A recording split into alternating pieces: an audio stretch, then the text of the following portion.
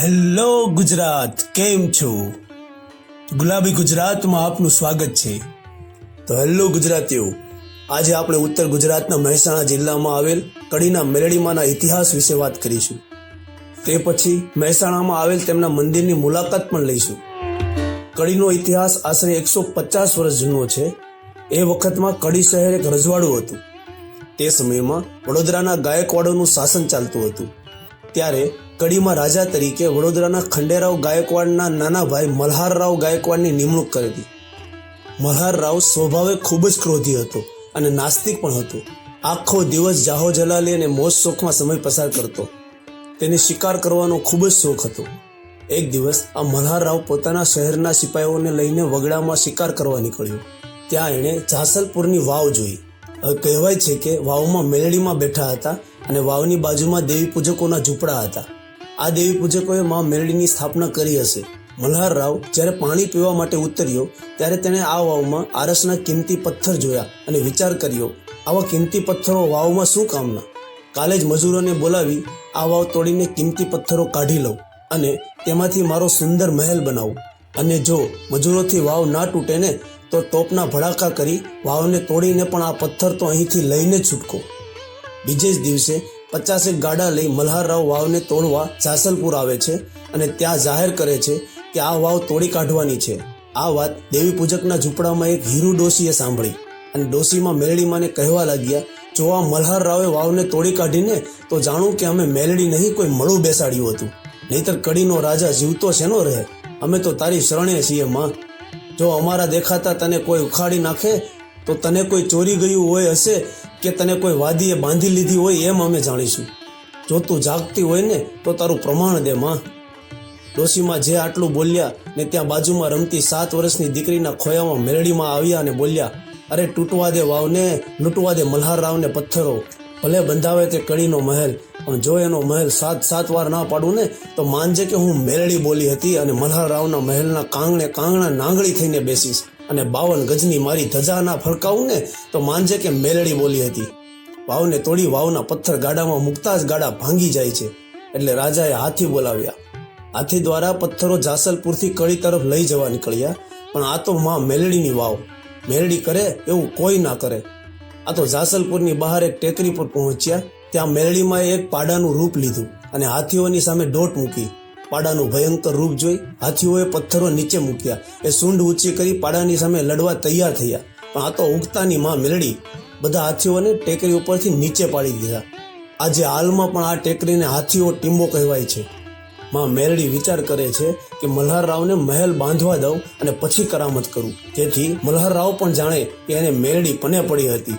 હવે મલ્હારરાવે બીજા ગાડા મોકલ્યા અને વાવના પથ્થર કડી ગામ આવ્યા અને મલ્હારરાવે 7 માળનો મહેલ બંધાવ્યો. જેવો મહેલ બન્યો કે મેલડીએ નજર કરી અને 7 માળનો મહેલ પડી ગયો. વળી બીજા 3 મહિને ફરી મહેલ બનાવ્યો, વળી પડી ગયો. આ રીતે 7 વાર મહેલ પડી ગયો. પછી મેલડીમાએ વિચાર કર્યો કે લાવ મલ્હારરાવને સપને જઈને વાત કરું. મલ્હારરાવના સપનામાં આવીને મેલડીમાં બોલ્યા કે મૂકી દે મારી વાવના પથ્થરો, નહીં તો તું ક્યાંય ગોત્યો નહીં જડે. ત્યાં મલ્હારરાવ કહે, તું કોણ છે? હું મેલડી છું. તું મેલડી હોય તો શું કરી લેવાની છે? તો તું બાંધી લે મહેલ, હું પણ જોઉં છું એમાં કોણ રહે છે, હું કે તું રહે છે. સવાર થઈને રાજા જાગ્યો, પણ અહંકારમાં આંધળો બનેલો આ રાજા આ વાતને ધ્યાનમાં નથી લેતો. ફરી એકવાર 7 માળનો મહેલ બનાવે છે અને તેમાં રહેવા જવા માટે મુહૂર્ત જોડાવવા અનેક ગામના જ્યોતિષીઓ તેડાવ્યા. બધા જ્યોતિષીઓએ આમ તેમ ચોપડા ફેરવ્યા, પણ કંઈ જવાબ જડતો નથી. જ્યોતિષીઓ બોલ્યા, બાપુ આ અમારું કામ નહીં. આ સાંભળી રાજાએ બધા જ્યોતિષીઓને જેલમાં પૂરી દીધા. પછી એક કાર્યભારી બોલ્યો કે બાપુ આ જ્યોતિષીઓથી કંઈ નહીં વળે. સાંભળ્યું છે કે માતાજીના ભુવા ધૂણે અને સાચો જવાબ આપે. તો બોલાવો ભુવાને. અનેક ગામડાઓમાંથી 151 ભુવાઓ તેડાવ્યા અને ડાકલા વગાડ્યા અને ભુવાઓ ધૂણવા લાગ્યા. એટલે મલ્હારરાવ કહે, બોલ તારી માતાજી સાચી કે હું? મારા મહેલનું મુહૂર્ત જોવે. પણ ભુવા કંઈ મુહૂર્ત આપી શક્યા નહીં, કારણ કે તેને મેલડી આડી આવે છે. મલ્હારરાવે આ બધા ભુવાને પણ જેલમાં પૂર્યા અને રોજ સવારે આ બધા ભુવાને મરચાનો ધુમાડો આપે અને બોલે કે તમારી માતાજીને ગુગળનો ધૂપ ના હોય, મરચાનો ધુમાડો લો. બધા ભુવાને લોઢાની સાંકળથી મારે છે અને બોલે છે કે ક્યાં છે તમારી દેવી? ત્યાં એક ભુવો બોલ્યો, મલ્હારરાવ, તમે અમને ભલે રંજાડ્યા, પણ તું મેલડીને ઓળખતો નથી. અરે જા જા, તારી મેલડી શું કરી લેવાની. ત્યાં એક ભૂવો કહે છે કે બેરુવા ગામમાં એક જીવન રબારી કરીને વિહત મેલડીમાંનો ભૂવો છે, જે તે દેવીને પૂજે છે. મલ્હારરાવ જીવન ભૂવાને તેડાવે છે. મલ્હારરાવે જીવન ભૂવાને 3.5 મણ તેલના તાવામાં બેસીને તેમાંથી રૂપિયાના સિક્કા કાઢવાનું કહે છે. જીવન ભૂવો તો વિહત મેલડીનું નામ લઈને તાવામાં જેમ તળાવમાં નહાવા પડે એમ ઉકળતા તેલમાં બેસી ગયા. ખોબો ભરી ભરીને ઉકળતું તેલ પીવા લાગ્યા અને ખોબો ભરી ભરીને ઉકળતા તેલથી નહાવા લાગ્યા. ત્યાં મલ્હારરાવ બોલ્યા કે લાગે છે કે તું કોઈ મેલી વિદ્યા કે જાદુ જાણતો લાગે છે. જીવન ભૂવા ધૂણીને બોલ્યા કે મલ્હારરાવ, હું વિહત મેલડી બોલું. હવે તો તું માન.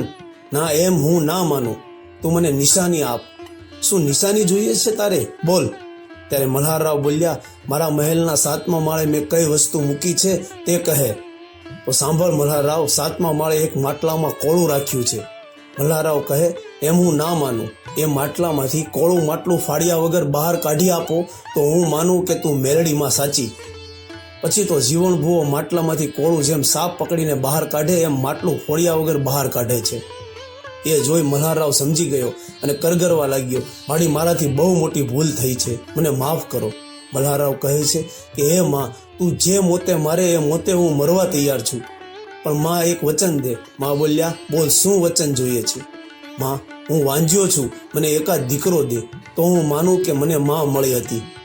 જા, આજથી 9 માસે તારા ઘરે 2 દીકરા જન્મે તો તું માનજે કે વિહત મેલડી બોલ્યા હતા. અને આજ પછી તું આ મહેલમાં નહીં રહી શકે, કેમ કે મેં એક હીરુડીને વચન આપ્યું હતું કે કડીના મહેલમાં હું રહીશ. માં મેલડીએ મલ્હારરાવને માફ કરી દીધો અને મલ્હારરાવ મહેલ છોડીને ચાલ્યા ગયા અને મહેલના 7મા માળે માં વિહત મેલડીમાંનું સ્થાપન થયું. તો મિત્રો, હવે તમને શ્રી મેલડીમાંના ઇતિહાસ વિશે જાણીને એ ઉત્સુકતા તો થઈ જ હશે કે કેવું હશે તે મંદિર, હાલમાં કેવો હશે તે મહેલ. તો ચાલો આપણે આજે મહેસાણા જિલ્લાના કડી તાલુકામાં આવેલ શ્રી મેલડીમાંના મંદિરે જઈએ. ગાંધીનગરથી શ્રી મેલડીમાંનું મંદિર 37 કિલોમીટર જેટલું દૂર છે, જે આશરે 1 કલાક જેટલો સમય લાગે છે. ગાંધીનગર, કલોલ, છત્રાળ એમ રૂટ પ્રમાણે માતાજીનું મંદિર આવે છે. કડી દરવાજે પ્રવેશતા જ ત્યાં તમને રાજાના મહેલના અમુક અંશો જોવા મળશે, જેમ કે મહેલની દિવાલો, ઝરૂખાઓ, બારી, રૂમ વગેરે. મંદિરના ગેટમાં પ્રવેશતા ત્યાં વિશાળ મેદાન જોવા મળશે. મેદાનમાં પાર્કિંગની વ્યવસ્થા બહુ સારી છે. તે પછી નીચે મેલડી માતાજીનું મંદિર બનાવવામાં આવેલ છે. શ્રદ્ધાળુઓ પહેલા નીચે આવેલ મંદિરમાં દર્શન કરીને પછી ઉપર 7મા માળે આવેલ મંદિરમાં દર્શન કરવા જાય છે.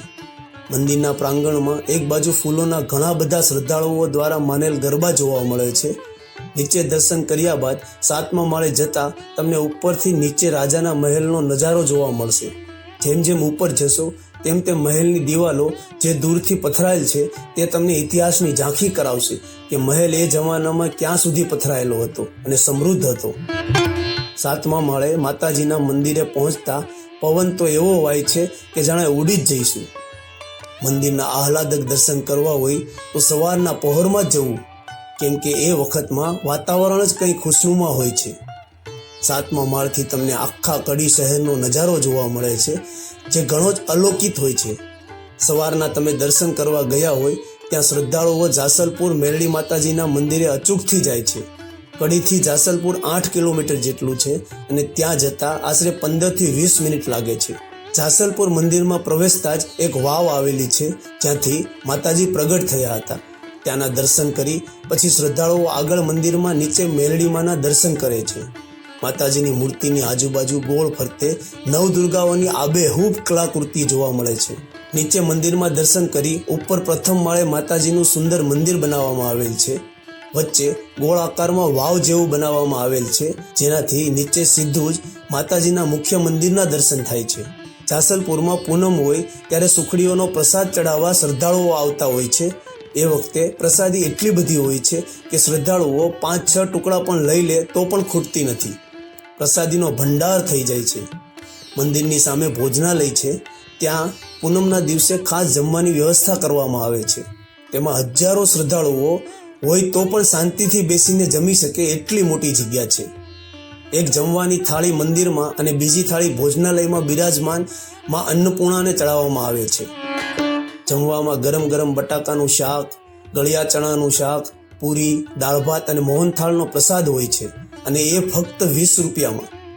ત્યાં એક જ વખત લેવું એવું નથી, જેટલી વાર પણ લેવું હોય તમે લઈ શકો, પણ શરતી ખાલી એટલી છે કે જમવાનો બગાડ ન થવો જોઈએ. થાળી મૂકવા જઈએ ત્યારે તે એકદમ ખાલી જોઈએ અને જો કંઈક બાકી રહે તો ઊભા ખવડાવે છે, કારણ કે એમના મતે બગાડ ન થવો જોઈએ. આશા છે કે આપ શ્રી રાજરાજેશ્વરી મેરડી માતાજીની મંદિરની મુલાકાત લઈને ધન્યતા અનુભવશો. જય મેરડી.